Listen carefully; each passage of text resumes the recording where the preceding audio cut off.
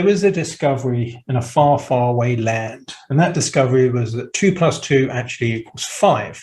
So all the governments started to relay this. The World Health Foundation decided to take it upon themselves to fund lots of the media to get this out. They had teams of psychologists working out how to present the information. Then we had the trusted experts, a software engineer, and an actor as the face of the story. But then some people turned around and said, but hang on, 2 plus 2 equals 4.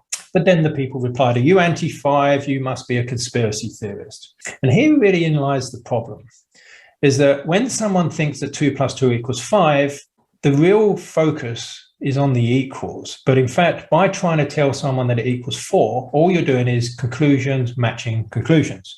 And this is why Max Planck said that, science moves on one funeral at a time, because in fact, they tend to discuss the conclusion of theories rather than work through the theories themselves. So the question really is, what's in the equals?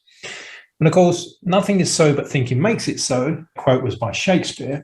If you think about historically, people would learn through experience, but in fact, most people learn now via stories. So in fact, they're processing the information that they're given and making various conclusions, which is why if they're given false assumptions through stories, they will come to faulty conclusions.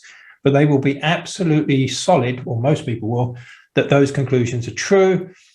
We also do not like having our conclusions challenged because it's very threatening to our ego and our world, and it almost feels like, a fight or flight, like we're being attacked by a tiger. Whereas our focus, if we focus only on the 5 and the 4, then all we're going to do is stand there all day, chatting back and forth about our conclusions.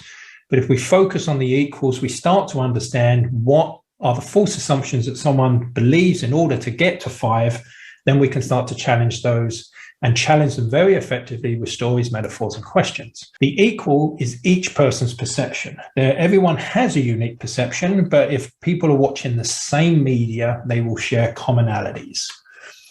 So really the question is the domino or the straw. And what we mean by this is that it's really the first domino that gets knocked where people start to question things. But I think everyone's had the first domino knocked. The question now is, what is the straw that's going to break the camel's back? What is the bits of information that are going to get people to question? And I've certainly seen in other groups where people have said they've had friends that were totally bought into all the narrative have now realized that they were played, basically. So I think we're going to see a tipping point approaching soon.